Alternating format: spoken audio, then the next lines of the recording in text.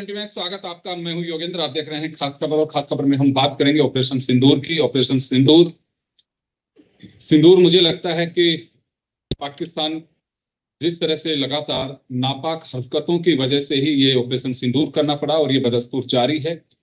हम इसे एक युद्ध नहीं कह सकते, लेकिन ये जरूर कहा जा सकता है कि पड़ोसी या दुश्मन जिस तरह की हरकतें करेगा उसी तरह से उसे जवाब दिया जाएगा। हमारे यहाँ कहा जाता है कि जैसे कर्म करोगे वैसे ही आपको फल मिलेगा, और वो भुगतना पड़ रहा है पाकिस्तान को। बीती रात पे अगर हम बात करें तो कई जगह उसने ड्रोन और मिसाइल अटैक किया, लेकिन हमारे जांबाज और हमारी चौकस नजरों ने उन्हें हवा में मार गिराया।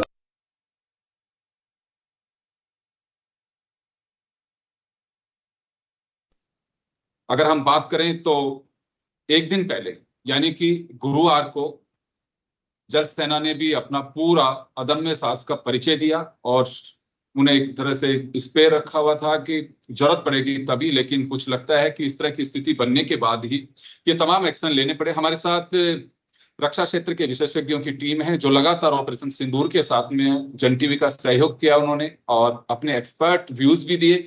वो व्यूज जो सटीक आपको आज भी आर्टिकल्स में, एडिटोरियल्स में देखने को मिल सकते हैं। हमारे साथ एसकेएस कटेवा साहब पूर्व लेफ्टिनेंट जनरल हैं, चंद्रमौली साहब हमारे साथ जुड़े हुए हैं जो पूर्व एयर कमोडोर हैं, विभूति मंगल जी हैं पूर्व स्क्वाड्रन लीडर हैं। ये वो लोग हैं जिन्होंने अपने एक्सपर्ट व्यू दिए और उसी वक्त इन्होंने आशंका जताई थी कि हमें अभी सचेत रहने की आवश्यकता है बजाय खुशी मनाने के, क्योंकि जिस तरह की हरकत की थी उसका हमने बदला लिया है और पाकिस्तान पे एक प्रेशर होगा आतंकियों का, लोकल लोगों का, और वो इस तरह की नापाक हरकत फिर से कर सकता है। बिल्कुल वो सटीक और सही रहा। तो चले मैं वापस चर्चा को आगे बढ़ाऊंगा। मैं चंद्रमौली साहब के पास में जाना चाहूंगा। सर, ये आपने पहले ही आगाह कर दिया था कि अपेक्षित है। जब मैं रात को भी आपसे बात कर रहा था कि मुझे इसमें कोई आश्चर्य नहीं, किस तरह की तो हरकत होनी थी पाकिस्तान की ओर से, लेकिन जवाब देने के लिए भी हमें भरोसा था, विश्वास था कि जरूर जैसी हरकत करेगा उसका जवाब भी हम उसी अंदाज में देंगे। तो ये माना जा सकता है कि यह हरकत लास्ट, या फिर अभी भी इस तरह की हरकतें पाकिस्तान कर सकता है? जी हाँ, जय हिंद। तो जिस तरह बता रहे, मैंने कल बताया था कि वो चुप बैठेगा नहीं, और जो होना था, जो हमने प्लान सोचा था वो हुआ है। लेकिन इसमें एक नई जो डायरेक्शन निकली है वो ये हुआ है कि उनकी आर्मी के अंदर भी थोड़ा सा लड़ाई झगड़े हो गए हैं। उनके चीफ को हटा करके, और सुना है उनको कैद कर लिया है आसिफ मुनीर को, और दूसरे वो चीफ बन गए हैं या बनने वाले हैं, और उनको मिलिट्री कोर्ट में ट्राई करेंगे। ये हमने सोचा नहीं था। हमने इतना सोचा था आसिफ मुनीर या तो छा जाएंगे पूरे इसको ऑपरेशन करके, या पूरी तरह से आर्मी को नष्ट करके और खुद वो बैठेंगे। लेकिन उनका तख्ता पलट होना एक नई चीज ये लगी है जो कल हुई है, और अगर ये हुई है तो इसका अंजाम फिर चेंज हो जाएगा। फिर क्या होगा कि सरकार भी बदलेगी, उधर से इमरान खान साहब को निकाला जाएगा। अगर वो निकलते हैं, चीफ नहीं होते हैं, तो पूरी इसकी जो फ्यूचर है वो चेंज होगा। और इस फ्यूचर चेंज के अंदर मैं आपको बताऊं कि आसिफ मुनीर की वजह से ये लड़ाई हुई है। आसिफ मुनीर की वजह से हमारे आपस में ये हुआ है, क्योंकि उन्होंने पहलगाम करवाया है। तो लोग कह रहे हैं कि आपने अपने पर्सनल मंसूबे की वजह से कराया, आपने योर पर्सनल थिंकिंग। आईएसआई ने भी मना किया था इनको ऐसा मत करो, लेकिन इन्होंने किया हुआ है। तो अब क्या लगता है कि जैसे अभी थोड़ी सी शांति है, थोड़ी सी क्रॉस बॉर्डर फायरिंग तो होती रहती है। तो मुझे क्या लगता है कि अगर मुनीर को उन्होंने बंद कर दिया है और नया चीफ अगर आ गया है, और अगर इमरान खान को निकालने की बात हो रही है, तो अब यह क्या करेंगे कि हाथ जोड़ के बैठ जाएंगे, भैया अभी हमारे को माफ करो, हम उन्होंने किया था, वो गलत आदमी है, वो बुरे आदमी है, हम आपका साथ देंगे। लेकिन भारत को इसके बहकावे में नहीं आना चाहिए, पहले भी नहीं आना था। हम आ जाते हैं 2-4 दिन बातचीत, फॉरेन लेवल की बातचीत, सेक्रेटरी से बात करके नहीं। इसको ये कहना पड़ेगा कि हाँ मैंने पहलगाम किया था और ये मुनीर ने किया था, और अब हम ये जो जो पूरा आतंकियों का जो नेटवर्क है इसको हम तोड़ेंगे। हम आपको प्रॉमिस करते हैं, हम आपको विजिटर जो आपके आएंगे इंस्पेक्शन वाले उनको हम दिखाएंगे कि हम न तो इसका बढ़ावा करते हैं और न उनको खुद को छुप छुप के आतंकी एक्टिविटी करने देंगे। तो अभी आतंकी कम से कम 1000-1500 आतंकी भी होंगे। इतने टेरर कैंप से, हर टेरर कैंप में किसी में 5, 6, 8 स्पेशलिस्ट करते हैं, किसी में 50 या 100 लगे हुए हैं, किसी में 200-300 लगे हुए हैं। तो ये आतंकी अभी फैक्ट्री तैयार है, इनको मेन स्ट्रीम में लाना पड़ेगा, इनको कोई और काम देना पड़ेगा, बहुत बड़ा काम है। लेकिन ये जो सरकार बदल जाए और अगर ये जनरल बदल जाए, जो शायद बदल गए हैं, तो मुझे लगता है कि अब ये थोड़ी सी शांति हो जाएगी। लेकिन भारत अभी भी लगा हुआ है। भारत, जैसे मोदी जी का कहना है कि मैं तुमको घुटने दिखाऊंगा, मैं तुमको बिल्कुल खत्म कर दूंगा, तो ये थोड़ी देर कंटिन्यू रखना चाहिए भारत को। लेकिन पाकिस्तान में लूजिंग एरोप्लेन अवैक्स, आप अवैक देखो, कम से कम 1 अरब रुपए का होता है ये अवैक, अगर होता है तो छोटा मोटा अवैक भी होता है। तो उसके अंदर मैंने आपको कल भी बताया था कि टीम होती है, उसके अंदर कंट्रोलर होते हैं जो कंट्रोल करते हैं, जहाजों को बताते हैं, आगाह करते हैं कि आपके एक जहाज आ रहा है, एक जहाज पीछे से आ रहा है, हट जाओ, चले जाओ, फायर फास्ट इस डायरेक्शन निकल जाओ। तो अवैक्स को अगर तोड़ दिया है, और सत्य है, तो गजब कर दिया हमारी फौज ने। और जो फाइटर्स तोड़े हैं, J-17 जो हैं वो चाइना के, वो लेटेस्ट मानता है, उसके ऊपर बहुत गर्व था पाकिस्तान को। F-16 पे शुरू से ही गर्व था। और यूएसए ने, अमेरिका ने कहा था F-16 आप अपने बचाव के लिए यूज कर सकते हो, अपने इंटरनल अगर आपको छोटी मोटी बमबारी करनी है आपके, उसके ऊपर वो कर सकते हो, लेकिन आप भारत के खिलाफ युद्ध में यूज भी कर सकते हो। उसने यूज किया हुआ है, अभी उसको भी झेलना पड़ेगा। उसको झेलने के लिए F-16 के अंदर जो कोड होता है, अगर वो बंद कर दे तो सारे के सारे F-16 बंद होकर बैठ जाएंगे, वो उड़ेंगे नहीं। उसके बाद में बहुत भुगतना पड़ेगा।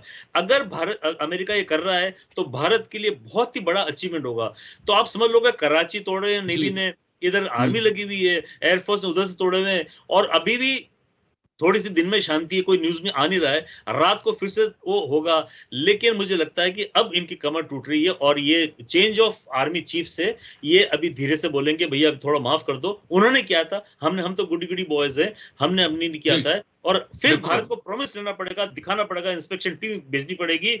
और बलूचिस्तान तो अपना निकल ही गया आगे, उसमें झंडा फहराने हमारे मोदी जी को बुलाएंगे, तो बलूचिस्तान निकल गया है। अब ये सिर्फ पंजाब और सिंध प्रोविंस में रहकर के अपना पाकिस्तान बनाए, पीओके अपने अलग से निकल जाएगा। ये हमारी अच्छी बिल्कुल आप सही कह रहे हैं, क्योंकि भारत और हमें अचीव करके रहेंगे। बिल्कुल चंद्रमौली सर, क्योंकि लंबे समय तक भारत के साथ में युद्ध करना पाकिस्तान के बस की बात नहीं। कारण है, एक तरफ अफगानिस्तान की तरफ से उसके यहाँ पे अशांति और गृह युद्ध जैसी स्थिति बनी है, दूसरी बलूचिस्तान का अपनी डिमांड चल रही है। ऐसे में सिर्फ इस खींच को मिटाने के लिए कि बिल्कुल हमें कुछ हरकत करनी ही है, वो तबाही, जैसे कई बार कहा जाता है कि ये हरकत आत्मघाती भी साबित हो सकती है, वो पाकिस्तान के लिए उसी अंदाज में जो जवाब दिया जा रहा है वो शायद ऐसा ही कुछ लग रहा है। लगातार उसकी नापाक हरकतें करना, लेकिन चौकस रहना बहुत जरूरी है। चलिए, मैं कटेवा सर का रुख करना चाहूंगा। सर, पहले की लड़ाई और आज की लड़ाई में बड़ा अंतर है। पहले ये होता था कि लड़ाई करनी तो बॉर्डर पे पास तो जाना ही होगा, बॉर्डर क्रॉस करना होगा, तभी वो जंग है। लेकिन आज आप किसी भी शहर से बैठ करके कंट्रोलिंग मिसाइल से आप कहीं पे भी अटैक कर सकते हैं। आपके पास में या सामने के पास, दुश्मन के पास में अटैक करने के लिए उनके पास भी मिसाइल भी है, ड्रोन्स भी हैं, जिसकी एक दिन पहले भी, यानी कि गुरुवार की रात को भी इसी तरह की शाम को हरकत की गई थी। कई प्रदेशों के कई शहरों को टारगेट करने की कोशिश की गई, लेकिन वो हरकत नाकाम रही उनकी। तो क्या लगता है आपको कि स्ट्रेटेजिकली हमें कुछ पहले से बदलाव किया है या बदलाव करने की जरूरत है? देखिए योगेंद्र जी, जो आजकल की लड़ाई जो आप अभी कर रहे हैं, दो तरह की। एक तो पहले की जो लड़ाइयां होती थी, वो होती थी कि टारगेट को कैप्चर करना, और टारगेट के ऊपर कैप्चर करके, इलाके को कैप्चर करके उसको अपने कब्जे में लेना। आज की जो लड़ाई चल रही है, वो हमको पाकिस्तान की जमीन हमको नहीं चाहिए। पाकिस्तान का जो अंदर जाने की जो जमीन है, वो उसकी हमको कोई जरूरत नहीं है। हमें तो जो टारगेट थे उनके, जो टेररिस्ट कैंप थे, टेररिस्ट हेडक्वार्टर्स थे, टेररिस्ट का इंफ्रास्ट्रक्चर था, उसको बर्बाद करना है। तो उसको बर्बाद करने के लिए फिजिकली ट्रूप्स को मूव करने की जरूरत नहीं है। और आज की जो टेक्नोलॉजी है, खास करके जो ड्रोन्स आ गए हैं, मिसाइल सिस्टम आ गया है, ये जैसे S-400 जो हमारी सिस्टम है, जो एक एयर डिफेंस सिस्टम है, ये बहुत ही जबरदस्त लेटेस्ट सिस्टम है। और ये आपको मैं बता दूं कि ये 2018 में भारत ने इसको रूस के साथ इसकी परचेज की कॉन्ट्रैक्ट साइन किया था। 35,000 करोड़ रुपया था 5 सिस्टम का, ये कीमत है उसकी। और वो 4 सिस्टम, 3 तो 2 पहले आगे थे, एक सिस्टम थोड़े अभी 2-3 महीने पहले ही हमने प्रोक्योर किया है। और ये इतना रोबस्ट सिस्टम है कि इसको डिस्ट्रॉय करना तकरीबन नामुमकिन है। हालांकि अभी भी मालूम चला है कि रशियन और यूक्रेन की लड़ाई में रशिया के 2 ऐसे सिस्टम थे, एक मिसाइल को उन्होंने बर्बाद किया, एक कंट्रोल जो उनका मेन यूनिट है जहाँ से रडार सिस्टम है उसको भी एक को उन्होंने डिसफंक्शनल किया है। तो ये लगता है कि जब भी कोई चीज इस तरह की बनती है तो दूसरी तरह की उसको काउंटर करने के लिए जो आर्मामेंट की रेस है, कोई ना कोई कंट्री उसे बना देती है। पर पाकिस्तान को अभी कोई भी देश कोई मदद करने के लिए तैयार नहीं है। सिर्फ चीन और टर्की, चीन भी अभी जिन पुराने जो दे रखे थे आर्मामेंट वो तो दे रखे हैं, अभी खुल्लम खुल्ला कोई और आर्म सप्लाई की बात नहीं की है। कल के जो ड्रोन जो मिसाइल फायर किए हैं वो टर्की के ओरिजिन के हैं। और जैसा कि मिनिस्ट्री ऑफ डिफेंस ने बताया गया ब्रीफिंग में, 300 से 400 के करीब उन्होंने ड्रोन फायर किए हैं जी। उसका उसके दो एम थे। एक तो था हमारे एयर डिफेंस सिस्टम को चेक करना, उसको पता चल जाएगा कि हमारे एयर डिफेंस सिस्टम कितना तगड़ा है, उसकी रिकॉग्निशंस भी एक एम था। और बाकी जो मिलिट्री टारगेट्स को बर्बाद करना। दूसरा, जितने भी जो उन्होंने एलसी के ऊपर जो फायरिंग चल रही थी उसके ऊपर फायरिंग का कारण जब आपने सुना होगा कि सांबा में बीच में इन्फिल्ट्रेशन की भी वो तैयारी कर रहे थे। जब भी जोर की फायरिंग होती है और फायरिंग के बाद अगर बीच में थोड़ा सा लल आता है तो वो समझ लीजिए कि वो पाकिस्तान कोई ना कोई इन्फिल्ट्रेट करके यहाँ पर उग्रवादियों को भेजने की कोशिश कर रहा है। जो 1.5 फ्रंट बोलते हैं कि एक तो पाकिस्तान का सेना और दूसरा नॉन स्टेट एक्टर्स जो टेररिस्ट हैं, इनका वो उनका पाकिस्तान का शुरू से ही ये एम रहा है, क्योंकि उनकी फौज में कन्वेंशनल लड़ाई करने की भारत की सेनाओं के साथ ताकत नहीं है। तो वो ही तरीका जो टेररिस्ट को इन्फिल्ट्रेट करके उसे करेंगे उसको। दूसरा, उनका एक सबसे बड़ा आज जो चल रहा है वो है इंफॉर्मेशन वॉरफेयर। कल से वो ये बोल रहे हैं कि एक गुरुद्वारा जो पुंछ में गिरा है उसे बार बार सोशल मीडिया पे बताया जा रहा है कि ये पाकिस्तान बोल रहा है कि हिंदुस्तान की फौज ने गिराया। इसी तरह से खुद उन्होंने पुंछ के पास 2 कॉन्वेंट स्कूल है और एक चर्च है, उसे भी बम गिराया गया है। और वो बार बार ये करने की कोशिश कर रहे हैं कि ये हिंदुस्तान की फौज दूसरे जो धर्मों के स्थल हैं उनको गिराने की कोशिश कर रही है। जो उनका पुलवामा में यही था और जो पहलगांव में खासतौर से अटैक था वो हिंदू मुस्लिम दंगे करने का जो ये सर ये वहां के सेना का भी और जो चरम इस तरह की काम कर रहे हैं उग्रवादियों का, उनका एक रुख है कि किसी तरह से भी कम्युनल किया जाए इस पूरे मामले को, ताकि आपस में इस तरह की स्थिति बने। लेकिन सैल्यूट है हमारे यहाँ की जनता को और सेना के साथ को। ना जनता ने, हमारे यहाँ की जो पब्लिक है उसने इस तरह के जो नापाक इरादे थे उन्हें अपने मंसूबों में कामयाब होने दिया। मैं कटेवा सर वापस आपके पास में लौटूंगा। विभूति हमारे साथ में जुड़ी हुई है। विभूति, आप आए रिटायरमेंट होकर के, ज्यादा लंबा वक्त नहीं हुआ, अभी तो महसूस होता है कि काश मैं भी अभी वहीं पे होती। महसूस होता है कभी ऐसा? जी बिल्कुल, अभी हमारे जितने भी ग्रुप्स हैं कोर्समेट्स के जिसमें हम बातचीत करते हैं, कल पूरी रात हम लोग जगे रहे थे। आज सुबह बस 2 घंटा ही सोए, क्योंकि हम में से कुछ लोग हैं जिन्होंने अर्ली रिटायरमेंट लिया है, कुछ लोग अभी भी डिप्लॉयड हैं। तो लगातार कोशिश करते हैं उनसे बातचीत करें। अगर उनकी फैमिलीज जो कि अभी बॉर्डर एरिया से वापस मेन लाइन शहरों में आ रही हैं तो उनका टेक केयर करने के लिए हम लोग एस्टैब्लिशमेंट कर रहे हैं। अपनी करंट कैपेसिटी में हम लोग पूरी मेहनत करें और हम रेडी हैं। अगर कल भी फौज अगर ये बोल देती है कि आपको वापस आना है, तो बहुत ही थोड़ा सा टाइम हुआ है हमें बाहर रहे हुए, 3 साल भी नहीं हुए पूरे। तो हमारी ट्रेनिंग हमें बखूबी याद है और हम बिल्कुल तैयार है। अगर आज बुलाया जाए तो हम इमीडिएटली नेक्स्ट जो भी हमें साधन मिलेगा पकड़ के चले जाएंगे। मेन डिस्कशन जो हो रहा है फिलहाल, आपने सुना होगा जेनजी आजकल बहुत यूज करता है term FOMO, fear of missing out. हमको सबसे ज्यादा फोमो इस टाइम यही हो रहा है कि कितने गलत टाइम पे शायद हम रिटायरमेंट लेकर बाहर आ गए। देश को इतनी जरूरत है और हम तैयार हैं, किसी भी वक्त बुलाया जाएगा। इमीडिएटली हमारा पूरा का पूरा बैच, हमारे आसपास के, मुझे पता है हमारे जूनियर सीनियर सब लोग रेडी हैं कि बस एक कॉल आए और हम लोग यहाँ से जाने को तैयार हैं। बिल्कुल। और योगेंद्र, लेकिन जी सर, योगेंद्र जी, सर, विभूति अभी भी रिटायरमेंट के बाद भी सेवा कर रही है। मैं इनका एक वेटरन्स ग्रुप में नोट पढ़ रहा था कि जिसमें इन्होंने लिखा है कि जो फौजी फैमिलीज के हैं उनको अगर अकोमोडेशन चाहिए जयपुर में, तो वो जितने भी फौजी फैमिली 4-5-6 लोगों को जिनको फैमिलीज को अकोमोडेशन चाहिए तो वो अकोमोडेशन दे रही है फ्री ऑफ कॉस्ट। ये एक बहुत बड़ी बात है और मैं इनको धन्यवाद देना चाहता हूं कि वो थैंक यू सर। रिटायरमेंट के बाद भी फौजियों के लिए इतना कुछ कर रहे हैं। जी सर, बिकॉज इस टाइम पे उनकी फैमिलीज को सडन डिस्प्लेस किया जा रहा है। कई सारे लोग हैं जिन लोगों को शायद हिंदी में या इंग्लिश में बात नहीं करना आता। कोई मीडिएटर चाहिए जो उन्हें सेफली पहुंचा सके। ज्यादातर वेस्टर्न सेक्टर के एयरपोर्ट्स बंद हो चुके हैं। हमें नहीं पता जयपुर एयरपोर्ट कब तक चालू रहेगा। डिपेंड करता है सिचुएशन कितनी एस्केलेट होती है, पाकिस्तान कितनी समझदारी दिखाता है। जैसा कि अभी चंद्रमौली सर ने बताया कि ये जनरल मिर्जा ने टेक ओवर कर लिया है। अभी देखते हैं कैसा माहौल वहां पे बनता है, तो उसके हिसाब से काफी कुछ डिसाइड करेगा कि वेस्टर्न सेक्टर की जो आग है वो कितना अंदर तक बढ़ती है और कितना अच्छे से हम कंट्रोल करते हैं। तो जब तक जयपुर पे इम्पैक्ट नहीं आता, जयपुर वेस्टर्न सेक्टर डिस्टर्ब होती है, जयपुर सबसे नेक्स्ट सेफ स्पेस होती है किसी के लिए भी। तो यहाँ पे मैंने काफी सारे इंतजाम करे हुए हैं। हमारा छोटा मोटा ग्रुप भी बन गया है अब मेरी पहल के बाद से, जैसा कटेवा सर ने बताया। तो हम लोग रेडी हैं, कुछ एक फैमिलीज को रिसीव भी करें। सुबह से मैं 3 फैमिलीज रिसीव कर चुकी हूँ और हम लोग उनको जैसे भी रेल से या एयरपोर्ट जब हम बात कर रहे हैं उसके कुछ देर बाद भी शायद एक फैमिली है कल आने वाली, आप उनको रिसीव करेंगे। जी जी, रात में जाके जी। और चलिए एक सबसे बड़ी बात, एक पॉइंट मैं आपको बताना चाहूंगा कि कल रात को जो कार्रवाई की है, जिस तरह से जितने भी हवाई हमले, जितने ड्रोन और मिसाइल्स के हमले होते हैं तो एयर स्पेस बंद कर दी जाती है। कल पाकिस्तान ने अपनी एयर स्पेस बंद नहीं की थी और बीच में सिविल के फ्लाइट्स चल रहे थे। वो सिर्फ उन्होंने इसलिए किया कि कैसे ना कैसे भारत का कोई ना कोई हम मिसाइल सिविल फ्लाइट को टकरा जाए और उसके अंदर उनकी पूरी दुनिया में इनकी बदनामी हो जाए।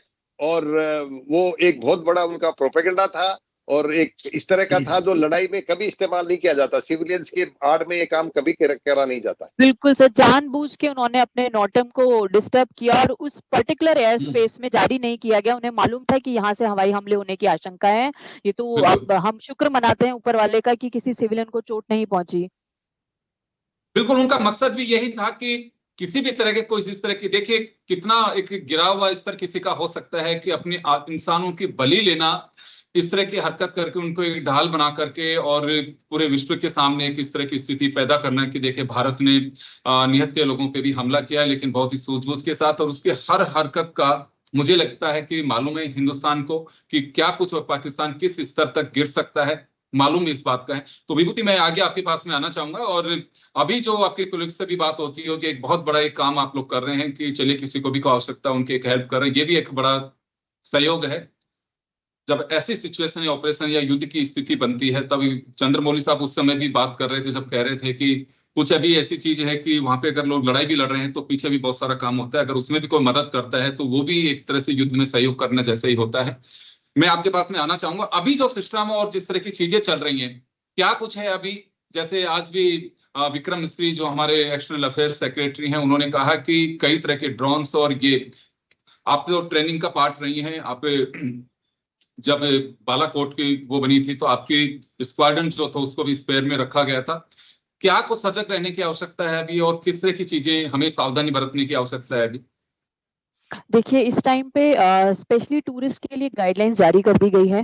ठीक है, तो टूरिस्ट से रिक्वेस्ट है कि आप कहीं भी जाएं तो अपने गाइडलाइंस को फॉलो करें। अननेसेसरी इस टाइम पे ट्रैवल प्लान करना समझदारी नहीं होगी, क्योंकि ऑलरेडी काफी टेंशन में है। आप समझने की बात यह है कि ऑलरेडी आर्मी काफी सारे फ्रंट्स पे जूझ रही है। अब उस टाइम पे अगर टूरिस्ट पे कोई हमला होता है तो आप सोचिए 2 फ्रंट पे रक्षा करना कितना मुश्किल होता है। तो सबसे अच्छी समझदारी की बात यह है कि अब इमीडिएट लेवल पे लोगों को ट्रैवल बंद कर देना चाहिए, ताकि जो प्रोटेक्शन फोर्सेस हैं वो एक ही जगह पे उनका ध्यान रहे, जो कि है सीमा पर, ना कि भारत के अंदर। सेकंड चीज, जो हमने ड्रोन्स वगैरह की बात करी, कुछ एक के नाम टीवी पर आ भी चुके हैं, जैसे हेरोन है हमारे पास, यूएवीज हमारे सर्चिंग में लगे हुए, रिकॉग्निशंस का बहुत ही बढ़िया हमारे पास संसाधन है। इसके अलावा एंटी ड्रोन कैपेसिटी हमारी काफी अच्छी है। S-400 की ही बात करें तो 4 टाइम्स का मिसाइल सिस्टम इसमें यूज होता है। मतलब करीब करीब 90 किलोमीटर से लेके 400 किलोमीटर तक की डिफरेंट मिसाइल रेंज है। इसके इतर हमारे पास इस तरीके के surface to air missile system system है जो कि क्विकली हाईली एजाइल है। फॉर एग्जांपल कॉन्वॉय अगर मूव कर रहे हैं तो इमीडिएटली फटाफट कुछ ही मिनटों में उनको लॉन्च किया जा सकता है। तो हमारा एयर डिफेंस सिस्टम काफी मजबूत है हमारे कॉन्वॉय को बचाने के लिए। अगर कोई हमारी तरफ आ रहा है तो रडार सिस्टम इतना मजबूत है कि हम क्विकली इंटरसेप्ट करके उनको वहीं पे टारगेट कर सकते हैं। जैसा कि आपने कुछ एक वीडियोस में देखा होगा, जब ड्रोन्स के स्वार्म हमारी तरफ आए थे, कुछ छोटी मोटी रेकी करके गए, वो 100+ के स्वार्म्स आ रहे हैं, ठीक है, फटाफट से उनको इंटरसेप्ट करके नेस्तनाबूद कर दिया गया हवा के अंदर ही।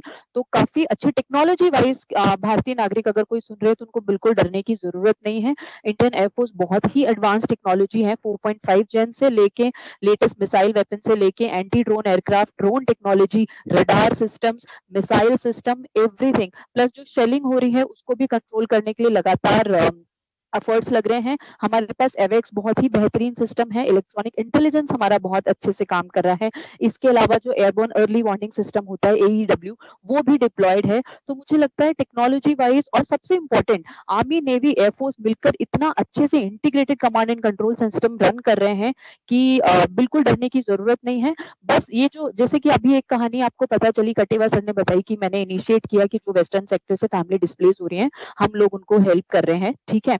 तो जो भारत के यूथ हैं, जो भारत के नागरिक हैं, आपको सोचने की जरूरत, ये जरूरी नहीं है कि देश की रक्षा के लिए बंदूक उठा के और लड़ाई करने जाया जाए या सोशल मीडिया पे आप झगड़ा करने लग जाएं। बहुत सारे ऑप्शन हैं। आर्म फोर्सेस को फंड की जरूरत पड़ेगी अगर ये लड़ाई और थोड़ा खींचती है, तो आप फंड डोनेट कीजिए, आप वॉलंटियर हो जाइए, ठीक है। इंश्योर कीजिए अगर आपको पता चलता है कोई फौजी फैमिली ट्रैवल कर रही है तो आप उनका साथ दें। आपके आसपास अगर किसी फौजी के जो फैमिली रहती है, जाके पूछिए उन्हें किसी चीज की आवश्यकता तो नहीं है, वो कितने टेंशन में होंगे, जाके उनके बगल में बैठ के हम उनको संभालना चाहिए। इसके अलावा ये जो इंटरनेट पे जितनी भी नेगेटिविटी है उसको बिल्कुल रोक देना चाहिए, क्योंकि इस टाइम देश को पॉजिटिविटी की आवश्यकता है। कोई भी नेगेटिव न्यूज किसी का मनोबल नहीं बढ़ाएगी, ठीक है। आर्मी का काम है रक्षा करना, वो कर रही है। हमारा काम है देश को अंदर से मजबूती देना, तो हमें उस पर फोकस करना चाहिए।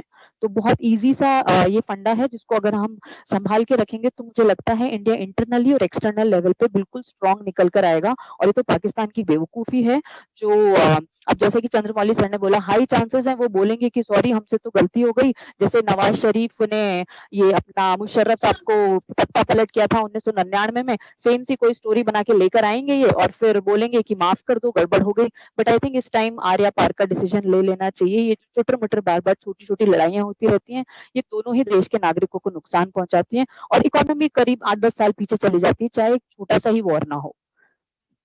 बिल्कुल विभूति, एक चीज मैं जानना चाहूंगा, सुदर्शन चक्र तो हम में से किसी ने नहीं देखा, सिंबॉलिक जरूर देखा मंदिरों में, लेकिन वाकई सुदर्शन चक्र तो सुदर्शन चक्र ही होता है। बहुत सारे लोग जानना भी चाहते हैं क्या हमारा ये जो डिफेंस सिस्टम है इसको पहले यूज किया है? इसके बारे में मैं बहुत ज्यादा जानकारी आपको नहीं दे सकती हूँ, कुछ चीजें कॉन्फिडेंशियल होती हैं, तो जब हमें गवर्नमेंट स्टेटमेंट्स आएंगे उसी पे बात कर सकते हैं। बट आप ये मान के चलिए कि भारत के पास जितने भी सिस्टम हैं वो ऑलरेडी वॉर लेवल पे टेस्टेड हैं। तो ऐसा कुछ भी नहीं है कि हम फर्स्ट टाइम कोई अटेम्प्ट मार रहे हैं और चेक कर रहे हैं, सारी चीजें हमारी वॉर लेवल पे टेस्टेड हैं। अगर हम सिंपल रफाल और JF-16 की भी बात करें, ये JF-17 की, तो रफाल ऑलरेडी वॉर टेस्टेड है, JF-17 पहली बार वॉर लड़ रहा है। मुझे लगता है कि शायद चाइना पाकिस्तान के थ्रू टेस्ट कर रहा है कि वॉर में इसकी कैपेसिटी कितनी अच्छी निकल के आती है। और इस टाइम पे चाइना के लिए बहुत ही समझदारी वाला हिसाब होगा, क्योंकि 80% से ज्यादा डिफेंस जितना प्रोक्योरमेंट पाकिस्तान का है वो चाइना के थ्रू है। चाइना पाक जो इकोनॉमिक कॉरिडोर है, अगर चाइना एक बार बोल दे कि दिस इज रॉन्ग, मुझे लगता है कि अगर वो थोड़ा सा भी समझदारी से काम ले और सपोर्ट खींच लेना तो ये वॉर यहीं खत्म हो जाएगा। क्योंकि यूएस तो ऑलरेडी अग्री कर चुका है कि उन्होंने अपने बैकयार्ड में सपेरे पाले हुए थे, सांप पाले हुए थे, तब उनको डस लिया, तो अब वो सपोर्ट नहीं कर रहे हैं। प्लस अभी तक मैंने नहीं देखा, हो सकता है मिस हो गया हो, लेकिन यूएस के एयरक्राफ्ट जो वो इस्तेमाल कर रहे हैं, ठीक है, उसमें साफ अग्रीमेंट था कि इंडिया के अगेंस्ट में इसका इस्तेमाल नहीं होगा, फिर भी वो पिछले 3 दिन से इस्तेमाल में आ रहे हैं। अभी जैसा कि चंद्रमौली सर ने भी बताया, अभी तक कोई ऐसा एक्शन नहीं लिया है कि वो जितने भी 75+ एयरक्राफ्ट का जो जखीरा उन्होंने खरीदा था उसको रोकने का कोई स्टेटमेंट मैंने यूएस की तरफ से भी नहीं सुना है। तो इंडिया को कोई मना नहीं कर रहा है कि जो तुमने किया है गलत किया है, इक्के दुक्के देशों को छोड़ के अगर हम छोड़ दे टर्की वगैरह, तो लेकिन कोई ऐसा भी सामने नहीं आया है सिवाय 1 या 2 के जो बोल रहे हैं कि जो है वो बिल्कुल सही है और पाकिस्तान को इमीडिएटली रोक देना चाहिए। तो ये काफी नाजुक सी स्थिति है। तो अगर हम लोग इसको संयम से काम लेंगे और डटे रहेंगे, क्योंकि हमारी लड़ाई, जैसा कि हमने पहले भी बात करी थी, आतंकवाद के खिलाफ है। हमें कोई पाकिस्तान से लड़ना नहीं है, क्यों हम अपने रिसोर्सेज वेस्ट करेंगे। भारत यंगेस्ट नेशन है, उठती हुई इकोनॉमी है, जितनी हम लड़ाई करेंगे हम उतना अपना नुकसान करेंगे। तो भारत को कोई शौक नहीं है लड़ाई वड़ाई में। हम ऑलरेडी इतना अच्छा ग्रो कर रहे हैं, इनोवेशन पे इन्वेस्ट कर रहे हैं, मेक इन इंडिया पे इन्वेस्ट कर रहे हैं। इन लड़ाइयों के थ्रू हम क्यों अपनी इकोनॉमी ग्रोथ पीछे लेके जाएंगे। तो मुझे लगता है कोई भी समझदार इंसान जो है ना, वो समझ जाएगा कि भारत का लड़ाई में नुकसान ही नुकसान है, हमें कुछ नहीं चाहिए। छोटे से पाकिस्तान को ऑक्यूपाई करने के पीछे हम अपने इतने रिसोर्सेज क्यों वेस्ट करेंगे, ऑलरेडी भारत इतना लंबा चौड़ा है। ये बात दुनिया को समझनी चाहिए कि शांति प्रदेश देश है, शुरुआत से हम लोग शांति के दूत रहे हैं। तो अगर लोग समझा सके पाकिस्तान को तो अच्छी बात है, नहीं तो फिर आर पार तो इस बार होना ही है। बिल्कुल आप सही कह रहे हैं, क्योंकि चाइना भी एक तरह से पाकिस्तान को एक प्रयोगशाला बना करके रखा हुआ है कि देखिए सिस्टम जो इनके पास में कैसा अचूक है और कैसा है। लेकिन मुझे लगता है उसकी बानगी एक तरह से एक ट्रेलर के साथ में जब गुरुवार की शाम को देखी तो उसी से अंदाजा लग गया होगा कि हाँ वास्तव में भारत का एयर डिफेंस सिस्टम कितना मजबूत है, कितना स्ट्रांग है। उसके साथ साथ मजबूत इरादे और मजबूत साहस भी होना बहुत जरूरी, वो भी भारत के पास में है। यहाँ छोटे से ब्रेक के लिए रुकेंगे, ब्रेक के बाद हम जल्द लौटेंगे। बने रहिए आप जन टीवी के साथ।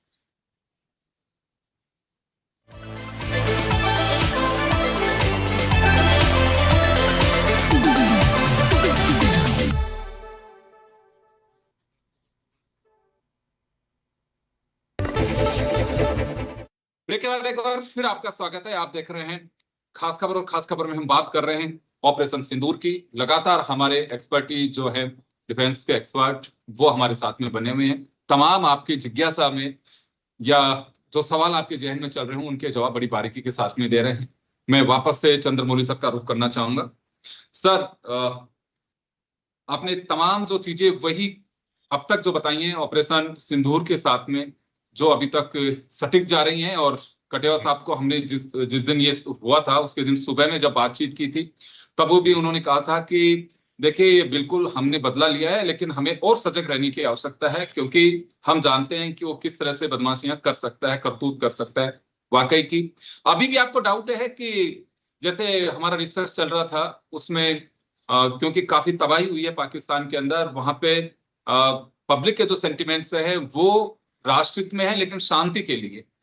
ऐसे नहीं है कि जिस तरह का दुस्साहस जनरल मुनीर कर रहे थे, वो खुद पहली बार, अभी कभी आप लोग और कटेवा साहब काफी सीनियर हैं, करोड़ी सिंह जी हैं, कभी सुना है कि तख्ता पलट तो हुआ है, वो उनके डीएनए में एक बीमारी की तरह घुसा हुआ है, लेकिन सेना में तख्ता पलट हो रहा है, ये कभी सुना सर पहले? देखिए, पाकिस्तान में सब कुछ पॉसिबल है। पाकिस्तान में पॉलिटिकल जो है पार्टीज, उनको हटा करके और आर्मी घुस सकती है, आर्मी को हटा सकती है, और वहां पे सब कुछ पॉसिबल है। और ये अगर पॉसिबल, जैसे कल अगर हम तो देखो यहाँ बैठे देख रहे हैं, अगर आसिफ मुनीर को हटा दिया है, वो चला गया है, दूसरा अगर आ गया है, और वो सभी ये कह रहे हैं कि ये जो भी किया है, हमारी हालत जो बुरी की है पहलगाम से शुरू होकर के अभी तक, ये आसिफ मुनीर की पर्सनल थिंकिंग थी। अगर वो ये कह रहे हैं तो अब वो खुद गुडी गुडी बॉय बन रहे हैं कि देखो हमने तो नहीं किया हुआ, वो कर रहा था, हमने उसको हटा दिया है। तो ये कहीं ना कहीं इंडिकेशन दे रहा है ये कि साहब हम तो अच्छे लोग हैं, वो बुरा था, हमने उसको हटा दिया हुआ है, और अब पॉलिटिकली भी चेंज होगा। तो मैं आपको ये कल परसों भी जैसा आप बता रहे हैं कि मैंने जो बताया सटीक लग रहा है, आप मेरे को जन टीवी के ऊपर परमानेंटली रख लीजिए वहां पे, क्योंकि मैं आपको जो जानकारी दे रहा हूँ तो सटीक जानकारी है। तो नहीं सर, दर्शक भी कह रहे हैं, अभी कुछ लोगों ने जैसे कल भी बताया, आज भी सुबह बताया कि आप लोग एक तो प्रोपेगेंडा नहीं कर रहे कि बिल्कुल कुछ है नहीं, और तूफान की तरह की जैसे कर रहे हो कि ये हो रहा है वो हो रहा है, कि सटीक जानकारी जा रही है। हम भी कोशिश ये करते हैं कि दर्शकों तक सटीक जानी चाहिए, पैनिक नहीं किया जाना चाहिए, जो हो सच्चाई के इर्द गिर्द होना चाहिए। क्योंकि बेवजह की अगर हम, ये भी बहुत बड़ा एक सहयोग है राष्ट्र के लिए कि आप किसी को पैनिक नहीं कर रहे हैं, फालतू की चीजें परोस नहीं रहे हैं, तो एक्सपर्ट भी ऐसे साथ में बैठते हैं, तो एक अच्छी बात है चैनल के लिए भी और हमारे दर्शकों के लिए भी। मैं ये कह रहा था कि जैसे जनरल कटेवा ने बताया हुआ कि ये इसकी वैरायटी बहुत अच्छी है इसकी, पाकिस्तान की। अब वो प्रोपेगेंडा जो कर रहा है और साइबर वॉर, साइबर जो कर रहा है हर एक के मोबाइल पे, वो कह रहा है कि देखो मोदी तो ऐसा हो गया, हमने उसको मार दिया, वहां तोड़ दिया गुरुद्वारा, हिंदुओं ने तोड़ दिया, हिंदू को मुसलमान ने मस्जिद तोड़ दी। ये जो कर रहा है ये पहले भी करता रहा है, अभी भी करता रहेगा और आगे भी करता रहेगा। तो ये एक्टिविटी उसने बहुत बढ़ा दी है। इसके लिए क्या उसको सिर्फ यंगस्टर्स जो होते हैं, जो कॉलेज के IIT के टाइप के होते हैं, उनको जॉब दिया होता है। इनका काम ये है कि लोगों के मोबाइल, जैसे रेलवे की मंत्रालय है उसके, उसमें वो घुस जाएगा उसके अंदर, और उसको जो उसकी वेबसाइट है उसमें अंदर कुछ न कुछ उसमें डाल देगा। तो ये चीजें अभी वो करता रहेगा। लेकिन मैं आपको बता रहा हूँ कि आज की रात हमें बताएगी कि हमारा ऊंट किस करवट बैठ रहा है। अब क्या हम कंटिन्यू कर रहे हैं, क्या वो कंटिन्यू कर रहा है कि कुछ टाइम के लिए शांति है। अगर शांति है तो भारत तब तक शांत रहेगा जब तक वो ये आके नहीं कहे कि भाई मैं अब बहुत हो गया, मेरे को छोड़ दो और मैं इस इंफ्रास्ट्रक्चर ऑफ टेररिज्म को मैं खत्म करता हूं और अब नहीं होने दूंगा। अगर वो कहता है तभी भारत छोड़ेगा, नहीं तो भारत को फिर से शुरू कर देना चाहिए। और शायद यही हमारी प्लानिंग है। बिल्कुल। एक बार वापस से मैं कटेवा सर का रुख करना चाहूंगा। सर, ऐसा लगता है कि जो चंद्रमौली साहब कह रहे हैं प्रेशर काफी है, और अगर वास्तव में आसिफ मुनीर को बाहर का रास्ता दिखा दिया गया है तो समझदारी की बात हो रही है। मुझे नहीं लगता है कि फिर कोई कट्टरपंथी वहां पे जाकर के बैठेगा और ये कहेगा कि नहीं जंग जारी रखेंगे, क्योंकि समझदारी नहीं है। आपको ध्यान होगा कि बलूचिस्तान में घिरा हुआ है, अफगानिस्तान से लगती हुई सीमाओं से परेशान है, भारत के साथ में लोहा लेगा। तो अब एक दिन पहले भी जिस तरह की नापाक हरकत की, उसका जवाब भारत ने दिया एक ट्रेलर की तरह।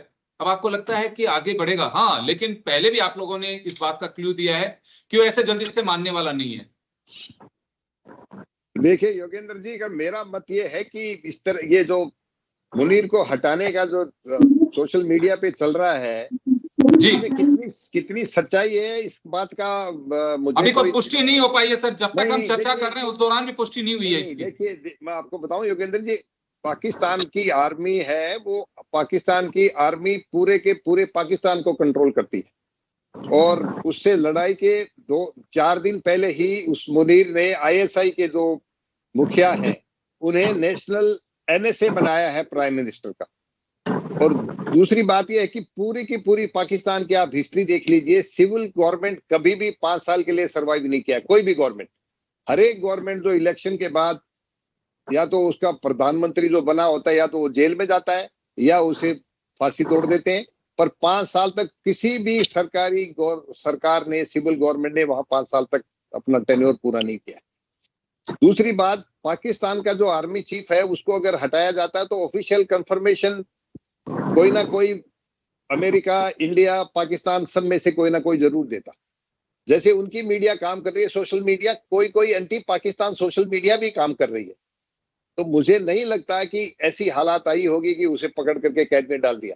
इस तरह की बात होने से, जिस तरह से कल पाकिस्तान ने कल की रात को जो 300 से 400 के करीब जो ड्रोन फायर किए हैं, ये किसी छोटे मोटा एफर्ट नहीं था, ये मेजर एफर्ट था। सिर्फ इतने सारे ड्रोन एक साथ एक ही रात को फायर करना बड़ी बात है, क्योंकि उन्होंने कोशिश कर रहे थे कि एयर डिफेंस को टेस्ट करने की और 2-4 जगह के ऊपर टारगेट लेने की। दूसरी बात, पाकिस्तान की अभी ऐसी हालत नहीं हुई है इस अटैक से कि वो उनकी कोई नेशनल एसेट्स खराब हो गए हैं या कोई ऐसी हालत आ गई है कि पाकिस्तान आज बोले कि तुम इस लड़ाई को बंद कर। वो हालत आएगी, वो टाइम आएगा। अभी सिर्फ हमने नॉन मिलिट्री टारगेट, सिर्फ कल की रात को हमने मिलिट्री टारगेट 3-4 जगह पे टारगेट किए हैं, वो भी लिमिटेड जगह के ऊपर। उससे पहले सिर्फ टेररिस्ट के ट्रेनिंग कैंप, टेररिस्ट का इंफ्रास्ट्रक्चर, उनके लॉन्च पैड को ही टारगेट किया है। और बाकी जो इलाका है पूरी पाकिस्तान का, कोलेटरल डैमेज जीरो है, कुछ नहीं किया, ना कोई नेशनल एसेट, ना कोई मिलिट्री की कोई। सिर्फ कल के दिन एक लाहौर में जो उनका एयर डिफेंस सिस्टम था उसे बर्बाद किया है, और उनके 3 एयरक्राफ्ट हमने मार गिराए हैं। हमारी जो कंफर्मेशन हुई है उनमें 2 MOD ने बताया है, बाकी तीसरे का उन्होंने कंफर्मेशन नहीं किया। हमको सिर्फ ये हिदायत दी गई है कि जो भी कंफर्मेशन देना है वो जो हमारी मिनिस्ट्री ऑफ डिफेंस की ऑफिशियल जो ब्रीफिंग होती है उसके बाहर इस तरह की और कोई जितनी चीजें हैं उनके बारे में बंद हम कम से कम बात करें तो ज्यादा अच्छा होगा, क्योंकि उससे फायदे के साथ नुकसान भी हो सकता है। कोई चीजें हम बताने लग जाए, हमारी डिटेल बताने, इसीलिए आपने देखा होगा चंद्रमौली साहब और विभूति साहब और मैं कोई भी फौज का डिटेल, फौज की बिल्कुल सर, वो बहुत डिटेल जरूरी कभी भी नहीं है, देते। क्योंकि देखिए एक लिमिट तक चीजों को बताया जाना चाहिए ताकि कुछ भ्रांतियां वो दूर हो सके। साथ ही ये बताया जा सकता है कि हाँ वास्तव में, जैसे एक प्रोग्राम भी चलता है सेना को जानिए, उस तरह से हम एक लिमिट तक बता सकते हैं। बिल्कुल सही है। फिलहाल तो यही है कि जो गाइडलाइन है पब्लिक उसको फॉलो करे, सेना का साथ दे, मनोबल बढ़ाए, क्योंकि ये सब इस वजह से है कि अगर आप शांति से भी रहेंगे, जो गाइडलाइन जारी की जाती है, एडवाइजरी जारी की, अगर उसको भी फॉलो करेंगे तो बहुत अच्छी बात होगी। अगर कहीं छुट्टी से कोई जा रहा है, कोई सैनिक वापस, या उसका परिवार भी जा रहा है, उसकी हेल्प करनी चाहिए, या कोई बॉर्डर पे सैनिक पहुंच रहे हैं, वो अपने परिवार को वापस अपने घर भेज रहे हैं, उन लोगों की मदद करनी चाहिए। उसके लिए बहुत सारे लोग काम भी कर रहे हैं। मैं वापस एक बार रुक करना चाहूंगा करोड़ी सिंह जी का। सर क्या लगता है कि अंतरराष्ट्रीय संबंध क्या कहते हैं? ये अभी कोई निर्णायक की स्थिति में नहीं है, क्योंकि बिगनिंग है, अभी लड़ाई भी मैं नहीं कह सकता है, क्योंकि अभी तो ऑपरेशन सिंदूर जो हमारा जारी है, क्योंकि युद्ध अघोषित रूप से दिखाई देता होगा, लेकिन किसी को युद्ध के रूप में को मानने को भी तैयार नहीं, और कोई कहा भी नहीं जा रहा है, क्योंकि हमने एक ऑपरेशन चलाया पहलगांव की घटना के खिलाफ बदला लेने के लिए, और ये कहा भी, हमारे एनएसए ने भी कहा, हमारे रक्षा मंत्री ने भी कहा कि हम इससे आगे कोई कार्रवाई नहीं चाहते हैं, लेकिन जो ठिकाने दहशतगर्दों के वो जरूर डिस्ट्रॉय करेंगे। पाकिस्तान शांति चाहता है, हम उससे ज्यादा शांति चाहते हैं। अगर वो बदमाशी करेगा तो हम जवाब उसी अंदाज में देंगे, लेकिन अंतरराष्ट्रीय संबंध खासकर व्यापार या दूसरी चीजों को देख करके करते हैं। तो क्या लगता है, पहला पिछला अगर इसका बैकग्राउंड देखे तो पाकिस्तान का साथ कोई भी अपने व्यापारिक रिश्तों के नाते दे सकता है, लेकिन भरोसा कोई नहीं करता है कि हाँ वास्तव में आज इसके साथ में कोई कमिटमेंट करा करके रास्ता निकाले भी, लेकिन पाकिस्तान उन हरकतों से बाज आएगा, कोई कहने को तैयार नहीं है। देखिए योगेंद्र जी, अभी तो पाकिस्तान और भारत एक्विजिशन और काउंटर एक्विजिशन पे स्टेज पे हैं। दोनों देश ये कह रहे हैं कि हम एस्कालेट नहीं कर रहे हैं, हम रिटालिएट कर रहे हैं, और हमारा यूएन चार्टर में आर्टिकल 51 में राइट टू रेस्पॉन्ड है, उसमें रेस्पॉन्ड कर रहे हैं। लेकिन एक जो अच्छी स्थिति मुझे अभी लग रही है, भारत में जिस तरह का कोऑर्डिनेशन है, पॉलिटिकल लीडरशिप, एडमिनिस्ट्रेटिव लीडरशिप और हमारे डिफेंस पर्सोनेल में, वो मार्वलस है। और यहाँ तक कि आज हमारे मिलिट्री कमांडर के जो राइट्स हैं या उनको भी शक्तियों में भी बढ़ा दिया है, पावर्स भी बढ़ा दिए हैं। वो मेरे ख्याल से इसलिए जरूरी है कि अगर वार की जो फुल फ्लेज्ड वार अभी मैं नहीं मानता, अगर उसमें जाते हैं तो एक फ्रिक्शन ऑफ सेकंड में भी स्थिति बदल जाती है, क्योंकि टेक्नोलॉजी बदल गई, चीजें बहुत फास्ट बदलती हैं। तो हमारे यहाँ कोऑर्डिनेशन बहुत अच्छा है, ये भारत की जीत की तरफ जा रहा है। दूसरी तरफ हम पाकिस्तान में देखते हैं कहीं कोई कोऑर्डिनेशन नहीं है। जो पॉलिटिकल लीडरशिप फाल्स स्टेटमेंट देते हैं, कोई फैक्ट नहीं होता, उस तरह का पॉलिटिकल लीडरशिप स्टेटमेंट देता है, फिर मिलिट्री वाले अलग से स्टेटमेंट देते हैं, तो वहां कोऑर्डिनेशन ही नहीं है। देखिए कोऑर्डिनेशन फर्स्ट स्टेज होता है किसी भी वार में जीतने के लिए। हमारे यहाँ पॉलिटिकल लीडरशिप कोई फैक्चुअल उस तरह का स्टेटमेंट नहीं देता, प्रेस कॉन्फ्रेंस के थ्रू देते हैं, और उसमें पॉलिटिकल लीडर स्टेटमेंट नहीं देते हैं। तो इस तरह का भारत इस स्टेज पे, भारत का पलड़ा भारी है, क्योंकि जिस तरह का कोऑर्डिनेशन है पाकिस्तान में कोऑर्डिनेशन नहीं है। दूसरा यह है कि पाकिस्तान की सेना है वो हाईली पॉलिटिसाइज्ड है, और पॉलिटिसाइज के साथ साथ करप्शन रिटर्न है, करप्शन बहुत है, और वो इकोनॉमिक एक्टिविटीज में भी इन्वॉल्व है, और इसके साथ वो पॉलिटिकल लीडरशिप पे हावी भी है, पॉलिटिकल लीडरशिप से अपनी बात मनवाते हैं। हमारी आर्मी है हाईली प्रोफेशनल है, पॉलिटिकल लीडरशिप डिसीजन लेती है, आर्मी उनको इनपुट देती है और एग्जीक्यूट करती है पॉलिटिकल लीडरशिप के डिसीजन को। तो पाकिस्तान के हालात इस हिसाब से बड़े गड़बड़ लग रहे हैं। लेकिन जैसा कटेवा साहब ने भी कहा, पाकिस्तान में जनरल मुनीर और जनरल मिर्जा के बीच में डिफरेंसेस चल रहे हैं, लेकिन इस समय आज की स्थिति में मुझे नहीं लगता मुनीर को हटाना। किस स्टेज पे हटाएंगे? जब ये लगेगा कि पाकिस्तान हार रहा है, और उस समय मुनीर को हटा के ये कहेंगे भाई ये मुनीर का किया हुआ था, अब हम समझौता कर लेते हैं। तो वो आखिरी स्टेज पे होगा मुनीर को उठाना। मुझे नहीं लगता आज मुनीर को हटाएंगे। आपने जो इंटरनेशनल रिलेशंस की बात की, भारत में मैंने कहा ना कोऑर्डिनेशन है, तो एक तो ग्राउंड पे जो मिलिट्री एक्शन हो रहा है, हम रेस्पॉन्ड कर रहे हैं, पाकिस्तान के जो पाकिस्तान एक्टिविटी कर रहा है उसको रिटालिएट कर रहे हैं, रेस्पॉन्ड कर रहे हैं। इसके साथ साथ डिप्लोमेटिक लेवल पे भी बहुत एक्टिव हैं, क्योंकि सामान्यतः हमारे जो पिछले बार में हमने कुछ चीजें देखी हैं, पढ़ी हैं, उसमें एक्सटर्नल अफेयर्स मिनिस्ट्री इतने कोऑर्डिनेशन से एक्टिव नहीं होता था। हमारी एक्सटर्नल अफेयर्स मिनिस्ट्री है बहुत एक्टिव है। जो ऑपरेशन सिंदूर हुआ, इमीडिएटली दुनिया के देशों को इन्फॉर्म किया कि हमने ऑपरेशन सिंदूर किया है और एक्सक्लूसिवली आतंकवादी अड्डों पे किया है, बहुत ही संवेदनशीलता के साथ किया है।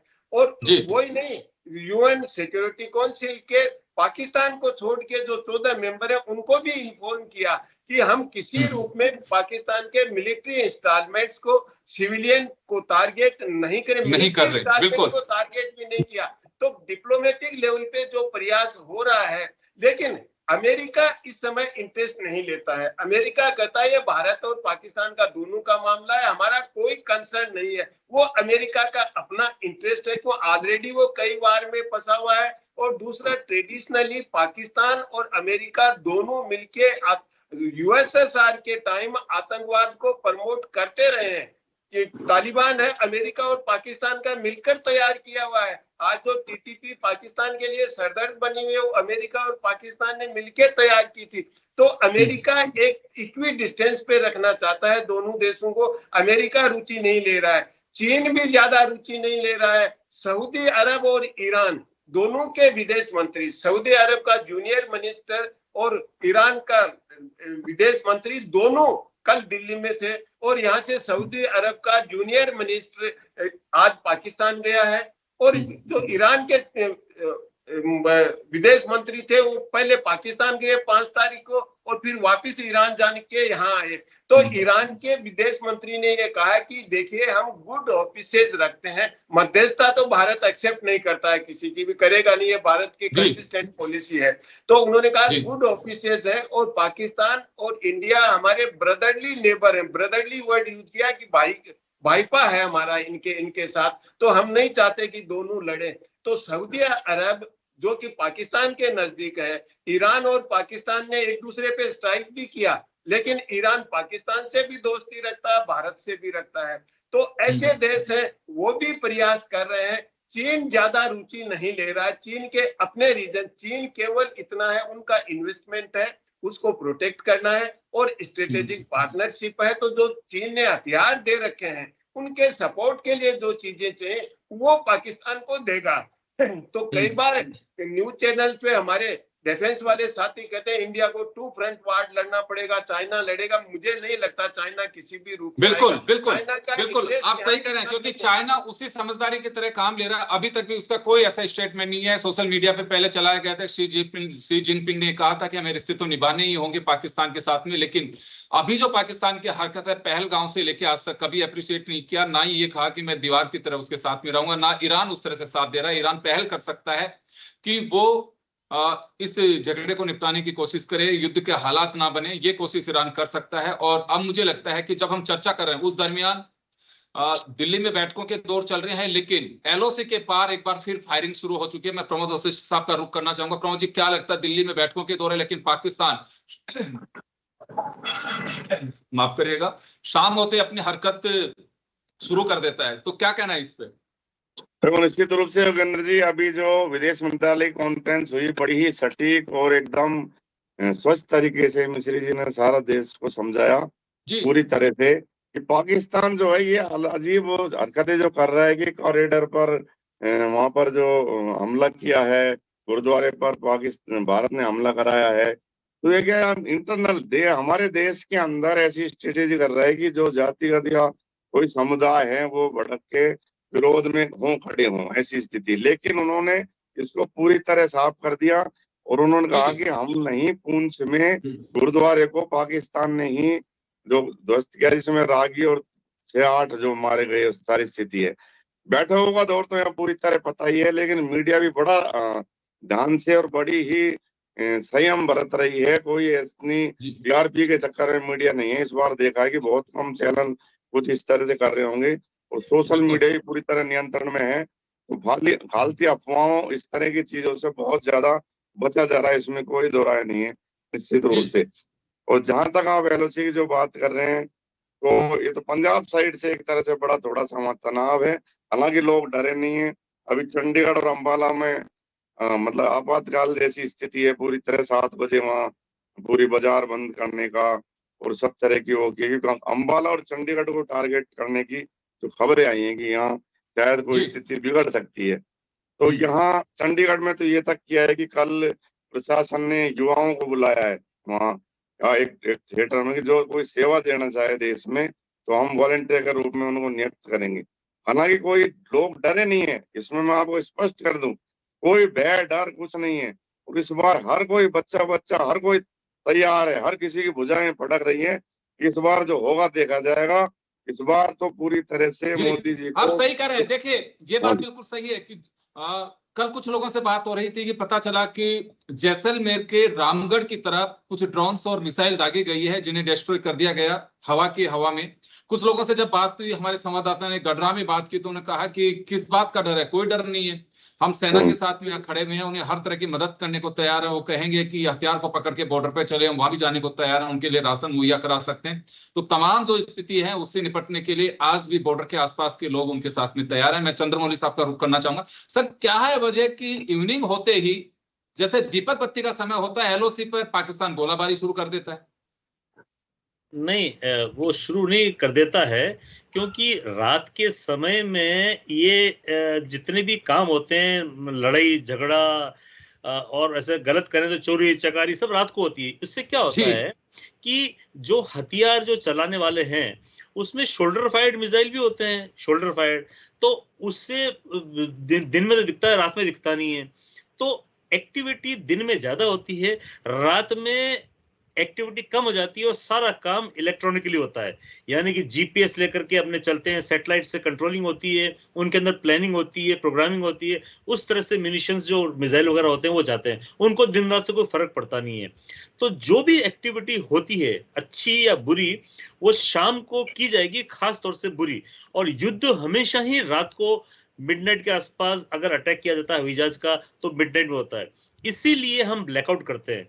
आज के जमाने में ब्लैकआउट का इतना ज्यादा महत्व नहीं है, क्योंकि रोशनी देखकर कोई जाता नहीं, सभी के पास जीपीएस होते हैं, सभी के पास प्रोग्रामिंग होती है। लेकिन इसका यह मतलब नहीं कि सारे के सारे जहाज, सारे के सारे पायलट, सारे सारे मिनिशन जो मिसाइल होते हैं, क्योंकि कल मेरे मित्र कह रहे थे अरे साहब लाइट ऑफ क्यों करने की जरूरत है, अभी क्या है, तो सब जीपीएस, हर जीपीएस में जाता है। पुराने मिनिशन अभी भी अवेलेबल हैं।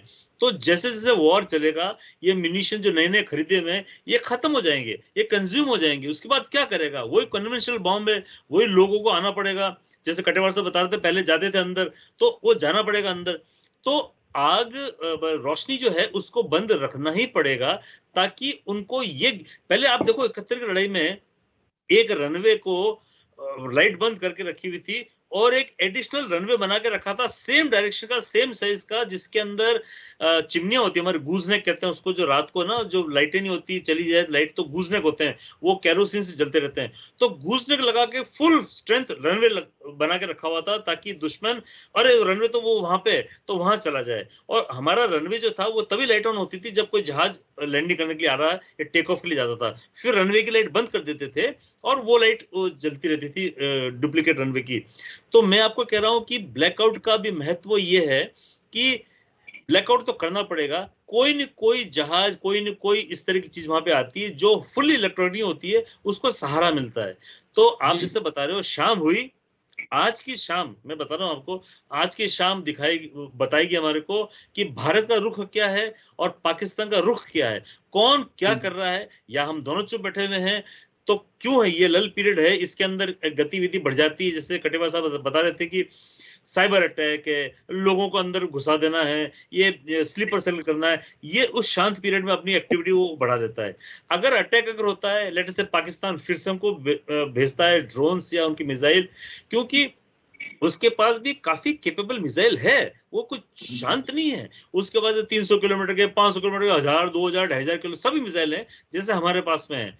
वो यूज नहीं कर रहा है क्योंकि इस टाइम वो बदनामी झेलने नहीं चाहता है। लेकिन फिर भी जहाज भेजा उसने, फिर भी जहाज तोड़वाया और पायलट हमारे कब्जे में आया। ये सब जो हुआ है उसको नहीं करना चाहिए था। अब उसकी बदनामी शुरू हो गई क्योंकि हमने ऐसा नहीं किया, हमने एक लाइन क्रॉस नहीं की, हमारे मिनिशंस ने किए, हमारे पायलट हमारे हवाई जहाज ने लाइन क्रॉस नहीं की है। इसलिए अभी हम गुड बुक्स में हैं इंटरनेशनली, वो गुड बुक्स में नहीं है क्योंकि उसने उकसाया है, उसने वॉर क्रिएट करने की कोशिश की हुई है। तो मैं आपको कह रहा हूं कि शाम होते ही आप जैसे बता रहे हो कुछ ना कुछ हरकत होगी, और हरकत अगर होती है, वो जैसे कराची तोड़ रहे हैं, आर्मी ने जैसे किया हुआ है, एयरफोर्स ने किया हुआ है, तो समझ लो कि हम पूरा पूरा उसको तहस नहस करके रहेंगे। और अगर पाकिस्तान करता है दैट मींस वो आस्किंग फॉर ट्रबल है, उसके फिर से तोड़ा जाएगा। और हमारे जो वेपन्स S-400 से लेकर के आकाश से लेकर छोटे मोटे, और ये आप देखो 400 ड्रोन, मतलब मेरे को पता नहीं था कि 400 ड्रोन ने कटे हुए सर जो बता रहे 400 ड्रोन, मतलब उसमें से इजराइल में भी पेनिट्रेट करके कुछ ड्रोन ऐसे गिरे थे जिन्होंने नुकसान किया था। अगर 400 ड्रोन में अगर जो हानि हुई है वो किसी मकान में गिर गए, किसी खेत में गिर गए, और अगर सबको तोड़ फोड़ के उसको मार गिराया है, तो ये बहुत ही बड़ा सेना का अचीवमेंट, हमको सैल्यूट करना चाहिए सेना को कि 400 ड्रोन, 300 से 400 ड्रोन को उन्होंने तोड़ गिराया है। तो आज की शाम बताएगी कि अभी किस तरफ चल रहे हैं, क्योंकि वो पटाखे फूटने शुरू हो गए और हमारे भी जांबाज पूरी तरह से मुस्तैद हैं, क्योंकि अभी जिस तरह की गोलाबारी है उसका जवाब देने के लिए वो 24 घंटे अलर्ट मोड पे है। मैं कटेवा साहब आपका रुख करना चाहूंगा, यहाँ जानने की कोशिश करूंगा कि ये जो कल वाला अटैक करने की जो कोशिश की थी, ये एक तरह का उस तरह का जैसे हमास ने इजराइल पे किया था। और कहा भी जा रहा है कि POK में पिछले दिनों ISI ये उग्रवादी या आतंकी जो है वो और हमास, इनकी कोई बिल्कुल सीक्रेट बैठक है, वो प्लान भी बाहर आया। उसी की वजह से हिंदुस्तान काफी सजग भी था और उसका बेनिफिट भी मिला। स्लीपर सेल को भी उन लोगों ने काम लेने के लिए काफी कुछ कोशिश की, पहलगांव को भी इस तरह से जोड़ करके देखा जाए। कल का जो अटैक रहा, यानी कि गुरुवार शाम का, क्या वास्तव में हमास स्टाइल से ही था पूरा? एक साथ टेस्टिंग भी होगी और हम करके देखते हैं क्या होता है। देखिए, जैसा कि इजराइल ने बताया है कि हमास के कुछ ट्रेनिंग करने के लिए और कुछ एक मीटिंग करने के लिए POK में उन्होंने इस बात की हमको इंफॉर्मेशन दी है।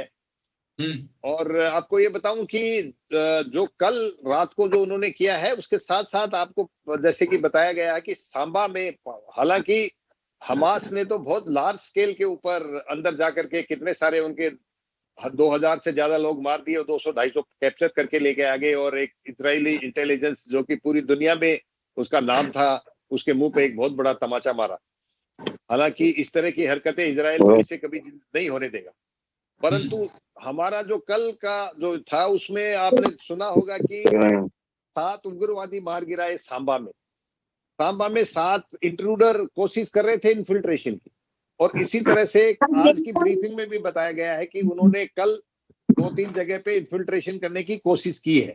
वो इन्फिल्ट्रेशन उस लार्ज स्केल पे तो नहीं है जितना हमास ने किया था, परंतु जो उन्होंने पहलगाम में किया वो भी हमास स्टाइल का ही काम था कि उन्होंने आकर के खड़े होकर के इस तरह से माना, क्योंकि वो भी पकड़ करके ले गए थे इजराइल के जूस को, और वो वहां के किसी भी दूसरे धर्म के लोग को नहीं पकड़ के ले गए थे। तो कुछ एक सिमिलरिटी इसमें हो सकती है, परंतु उस लार्ज स्केल के ऊपर यहाँ घुस करके इतने लोगों को मार के भाग जाना पॉसिबल नहीं है, क्योंकि हम लोग, हमारी सेनाएं चौकन्नी है।